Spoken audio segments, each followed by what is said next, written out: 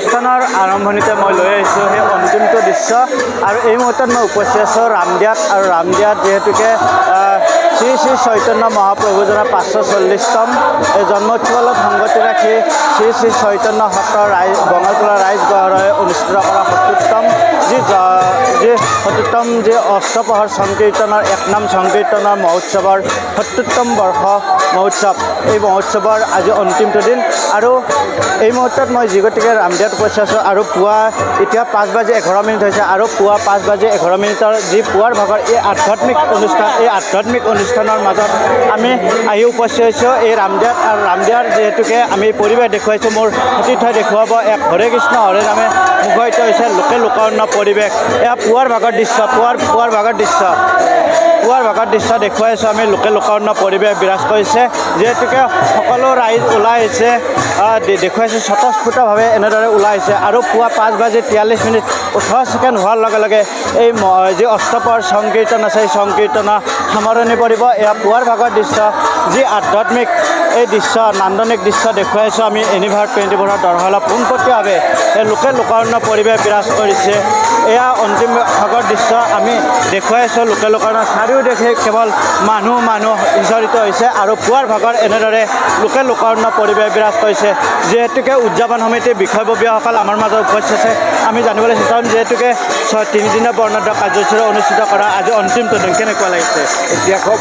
বঢ়িয়া লাগিছে লোকে লোকাৰণ্য হৈছে আৰু বহুত আহিব লগা মানুহ আছে আমাৰ এতিয়াও আৰু এইটো আৰু 1 ঘণ্টামান সময় আছে তাকে আমি সামৰণি কৰোঁ গতিকে যিহেতুকে আজি পুৱা 5:12 আছে আৰু 5:38 আমাৰ এতিয়া সামৰণি হ'ব আৰু এইটোৱে লোকাৰণ্য হয় এই আমি বাৰ্তা জনাম আৰু আপোনালোকক মই ধন্যবাদ জনাইছোঁ আৰু গতিকে ভৱিষ্যতেও যাতে এনেকৈ আহি আমাৰ অনুষ্ঠানৰ যিটো অসম যদি প্ৰচাৰ হয় সেই আমাৰ কামনা আৰু ইয়াৰ লগতে নতুন প্ৰজন্মক এইবিলাকক প্ৰশিক্ষণ দিয়া হৈছে সৰু ল'ৰা ছোৱালী এইবিলাকক এইটো চবেই অংশগ্ৰহণ কৰিছে আই মাতৃসকল যথেষ্ট ধৰণৰ আছে এই আমাৰ সকলো ৰাইজ ওলাই আহিছে বহুত কোনো ঘৰত কাৰণে এতিয়া পৰ্যন্ত আমাৰ শুভ যাত্ৰাতকৈ এতিয়া মানুহ বেছি আহিছে এতিয়া আহি আছে বহুত আহিছে আৰু আহিবলগা আছে সংকীৰ্তন অষ্টপ্ৰহৰ সংকীৰ্তন ইয়াৰ সংগতিৰে ইজনে সিজনক যি ফাকুৱাৰ আবিৰ হনা দেখা পোৱা গৈছে এটা আধ্যাত্মিক চেতনা কি ক'ব এই ক্ষেত্ৰত আমাৰ এই উৎসৱৰ লগত জড়িত ফাকুৱা উৎসৱ এতিয়াৰ পৰা আৰম্ভ হ'ব আজি দিনটো ধৰি ফাকুৱা উৎসৱ চলি থাকিব এই ফাকুৱাৰ লগত পুৰা সম্পৰ্ক আছে আমাৰ এই উৎসৱৰ লগত এই নিশ্চয়কৈ ধন্যবাদ জনাইছোঁ যিহেতুকে অষ্টপ্ৰহৰ সংকীৰ্তন এই সংকীৰ্তনৰ লগত সংগতি ৰাখিয়ে ইজনে সিজনৰ যি অন্তিম মুহূৰ্ত এই অন্তিম মুহূৰ্তত ইজনে সিজনে আনজনক যি ফাকুৱাৰ আবিৰ ৰঙা দেখা পোৱা যায় এই আধ্যাত্মিক পৰিৱেশ দেখুৱাইছোঁ লোকে লোকাৰণ্য পৰিৱেশ বিৰাজ কৰিছে এই ৰামদিয়াত আৰু ৰামদিয়াৰ পৰিৱেশ আমি পোনপটীয়াভাৱে দেখুৱাইছোঁ লোকে লোকাৰণ্য পৰিৱেশ সকলো ৰাইজ স্বতঃস্ফূৰ্তভাৱে ওলাই আহিছে আমি কথা পাতিবলৈ যত্ন কৰিম উদ্যোক্তা সমিতিৰ বিষয়ববীয়াসকলে আমি জানিলোঁ পোনপটীয়াভাৱে কেনেকুৱা লাগিছে ক'ৰ পৰা আহিছে বাইদেউ কেনেকুৱা লাগিছে আজি পুৱাৰ ভাগৰ দৃশ্য ভালেই লাগিছে কেনেকুৱা লাগিছে বহুত ভাল লাগিছে পুৱাৰ ভাগৰ দৃশ্য সকলো ওলাই আহিছে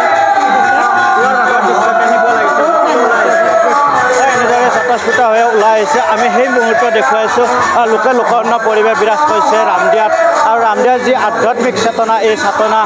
জাগি উঠিছে আমি দেখুৱাইছোঁ পোনপটীয়াভাৱে চাৰিওফালে কেৱল মানুহ লোকে লোকাৰণ্য পৰিৱেশ বিৰাজ কৰিছে আৰু এই আধ্যাত্মিক পৰিৱেশ পুৱাৰ ভাগৰ যিহেতুকে পোনপটীয়াভাৱে আমি দেখুৱাইছোঁ এয়া আধ্যাত্মিক পৰিৱেশ কেৱল হৰে কৃষ্ণ হৰে ৰামে মুখৰিত হৈছে আমি দেখুৱাইছোঁ আমি মাজৰ দৃশ্য দেখুৱাম মোৰ সতীৰ্থই দেখুৱাইছে লোকে লোকাৰণ্য পৰিৱেশ এক আধ্যাত্মিক পৰিৱেশ বিৰাজ কৰিছে যদিও সম্ভৱ হয় আমি সেই পৰিৱেশ দেখুৱাইছোঁ লোকে লোকাৰণ্য পৰিৱেশ বিৰাজ কৰিছে পুৱাৰ ভাগৰ দৃশ্য লোকে লোকাৰণ্য হৈ পৰিছে কেনেকুৱা লাগিছে আজি আমি বহুত সুখী আমাৰ প্ৰত্যেক বছৰে এনেকুৱা হয় মানে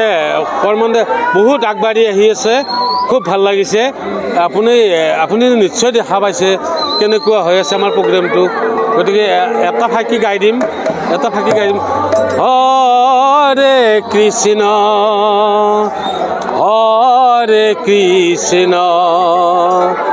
কৃষ্ণ কৃষ্ণ হৰে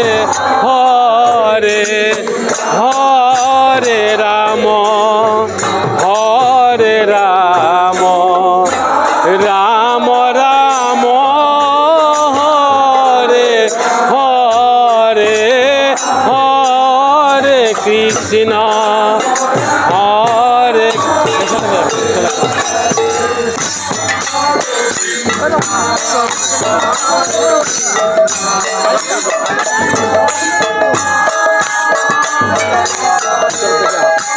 আমি দেখতে পাইছোঁ পোনপটীয়াভাৱে এই লোকে লোকাৰণ্য পৰিৱেশ বিৰাজ কৰিছে এই আধ্যাত্মিক চেতনা জাগি উঠিছে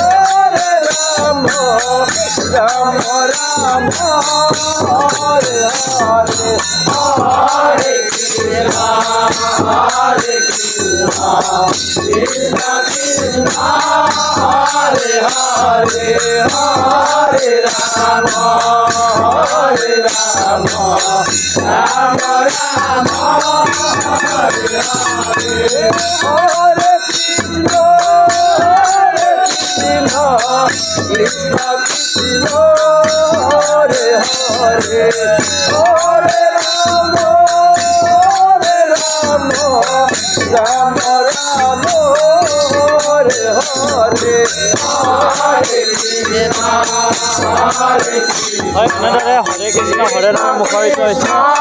বঙাল কলা সৌ কেৱল তেতিয়া হৰে কৃষ্ণ হৰে ৰাম এক আধ্যাত্মিক পৰিৱেশ বিৰাজ কৰিছে এই ৰামদিয়াত যিহেতুকে আমি পোনপটীয়াভাৱে দেখুৱাইছোঁ ইউনিভাৰ 24 দৰহালক লোকে লোকাৰণ্য পৰিৱেশ পুৱাৰ ভাগৰ দৃশ্য কিয়নো কৃষ্ণম যি জন্ম উৎসৱ আছিলে শ্ৰী শ্ৰী চৈতন্য মহাপ্ৰভুজনাৰ এই চৈতন্য মহাপ্ৰভুজনাৰ উৎসৱৰ লগত সংগতি ৰাখিয়ে অষ্টপ্ৰহৰ সংকীৰ্তনৰ যি আজি অন্তিমটো দিন আৰু খন্তেক সময়ৰ পিছতে যি অন্তিম কাৰ্যসূচী আমি দেখুৱাম আৰু দেখুৱাই আছোঁ আমি সেই শুভ মুহূৰ্ত আৰু খন্তেক সময়ৰ পিছতে সামৰণি পৰিব এই সামৰণি অনুষ্ঠান আজি যিহেতুকে তৃতীয়টো দিনৰ কাৰ্যসূচী আমি পুৱাৰ ভাগৰ দৃশ্য দেখুৱাইছোঁ লোকে লোকাৰণ্য পৰিৱেশ যিহেতুকে আধ্যাত্মিক চেতনা জাগি উঠিছে এই কিছু পৰিৱেশ দেখুৱাৰ বাবে আমি আহি উপস্থিত হৈছিলোঁ আমি কথা পাতিবলৈ যত্ন কৰিম যিহেতুকে লোকে লোকাৰণ্য পৰিৱেশ বিৰাজ কৰিছে ৰাতিপুৱাৰ ভাগত কেনেকুৱা লাগিছে পুৱাৰ ভাগৰ দৃশ্য আৰু এটা বছৰলৈ নিজান পৰি ল'ব আজি যিহেতুকে আৰু খন্তেক সময়ৰ পিছতে অন্ত পৰিব ইতিমধ্যে এইটো মানে ভগৱানৰ কৃপা আমি প্ৰত্যেক বছৰে এইটো উৎসৱ পালন কৰি আছোঁ এইটো হ'লে এইবাৰ আমাৰ 540 নম্বৰ বৰ্ষ আৰু অষ্টপ্ৰহৰৰ 70তম আমি এই জন্মোৎসৱটো আমাৰ গোটেই ৰামদেৱাসীয়ে উৎসৱটো পালন কৰে আনকি ওচৰ চুবুৰীয়া মানুহেও আজি আমাৰ এই সামৰণি অনুষ্ঠানত সকলোৱে উপস্থিত হয় আমাৰ ওচৰ চুবুৰীয়া খেতিয়ক দিয়া বঢ়াই দিয়া ইত্যাদি এইবিলাকৰ পৰা প্ৰত্যেকেই আহে এইটো এটা ভাল উৎসৱ ভগৱানৰ এইটো স্বয়ং চৈতন্যদেৱ তেওঁ অকল মহাপুৰুষেই নহয় তেওঁ স্বয়ং মানে ভগৱান আছিল ভগৱানৰ তেওঁ এটা অৱতাৰ কেনেকুৱা লাগিছে আৰু কিমান লোক ওলাই আজি বহুত ফূৰ্তি লাগছে সকলো আমাৰ বঙাল তোলা ৰাইজ আহিছে আমাৰ হৰে কৃষ্ণ হৰে ৰাম এক নাম বুলিলে আমাৰ এই অনুষ্ঠানটোৰ কাৰণে আমি প্ৰস্তুতি হৈ থাকোঁ এক বছৰৰ আগতে কি অনুষ্ঠান কৰিম কি হ'ব উৎসৱটো কেনেকৈ উদযাপন কৰিম কাক নিমন্ত্ৰণ কৰা হ'ব বাহিৰা পাৰ্টি কাক কি কৰা হ'ব গতিকে সকলো ৰাইজৰ মংগলৰ অৰ্থে এই হৰে কৃষ্ণ হৰে ৰাম এক নাম আমি প্ৰতি বছৰেই ইয়াত শ্ৰী শ্ৰী চৈতন্য সত্ৰত মহাপুৰুষ চৈতন্য মহাপ্ৰভুৰ এই উৎসৱ উলহ মালহেৰে আমি উদযাপন কৰোঁ গতিকে আজি বিৰাট উৎসাহ আপুনি নিজেই দেখিছে কিমান উৎসাহ উদ্যমেৰে মানুহে নাচ গান কৰিছে প্ৰভুৰ নামত আমাৰ অন্তৰ মিলি গৈছে গতিকে মই সমূহ ৰামদিয়াবাসী আৰু অসমবাসীক এই উৎসৱত আমাৰ লগত সহযোগ কৰক সকলোৱে আহক আমি একেলগেই কৃষ্ণৰ নাম কীৰ্তন আমি পৃথিৱীত বিয়পাই দিয়ক। গতিকে আজি অষ্টপ্ৰহৰ সংকীৰ্তন সামৰণি পৰিব আৰু ইজনে সিজনৰ গাত যি ফাকুৱাৰ আবিৰ্ভাৱনা দেখা পাইছে, এই মুহূৰ্তটো কেনেকুৱা? এই মুহূৰ্তত ইজনৰ সিজনক ভাতৃত্ববোধ জগাই তুলিছোঁ, ইজনৰ সিজনৰ মৰম চেনেহ বুকত সাৱটি ধৰিছোঁ। আকাশ বতাহ সকলোৱে যাতে আমাক মংগল কৰে তাৰ কাৰণে আমি হাত দাঙি দাঙি সূৰ্য আকাশ পৃথিৱী সকলোকে আমি মংগল কামনা কৰিছোঁ। নিশ্চয়কৈ ধন্যবাদ জনাইছোঁ। এয়া আছিলে ৰামদিয়াৰ পৰিৱেশ। এই ৰামদিয়াত এনেদৰে যি অষ্টপ্ৰহৰ সংকীৰ্তনৰ আজি অন্তিমটো দিন আৰু খন্তেক সময়ৰ পিছতে 5:43:18 হোৱাৰ লগে লগে অন্ত পৰিব আৰু অন্ত পৰাৰ এই মুহূৰ্ত আমি দেখুৱাইছোঁ। যিহেতুকে পুৱাৰ ভাগত এনেদৰে নান্দনিক দৃশ্য লোকে লোকাৰণ্য হৈ পৰিছে, সকলো ওলাই আহিছে। বঙালতলা ৰাইজগড় অনুষ্ঠিত কৰা শ্ৰী শ্ৰী চৈতন্য মহাপ্ৰভুজনাৰ 540তম যি জন্মোৎসৱ, এই জন্মোৎসৱলৈ সংগতি ৰাখি এনেদৰে যি 70তম যি অষ্টপ্ৰহৰ সংকীৰ্তন, এই সংকীৰ্তনৰ আজি সামৰণি পৰিব আৰু লোকে লোকাৰণ্য পৰিৱেশ পুৱাৰ ভাগত যে ইজনে সিজনৰ যি ভাতৃত্ববোধ যি দৌল উৎসৱলৈ সংগতি ৰাখি এই ফাকুৱাৰ ৰং সনা দেখা পোৱা গৈছে। আৰু পোনপটীয়াভাৱে আমি দেখুৱাইছিলোঁ এই ইউনিভাৰ্চিটিৰ দৰহলা যি অষ্টপ্ৰহৰ সংকীৰ্তনৰ মুহূৰ্ত, এই মুহূৰ্তৰ খন্তেক সময়ৰ পিছতে সামৰণি পৰিব লোকে লোকাৰণ্য পৰিৱেশ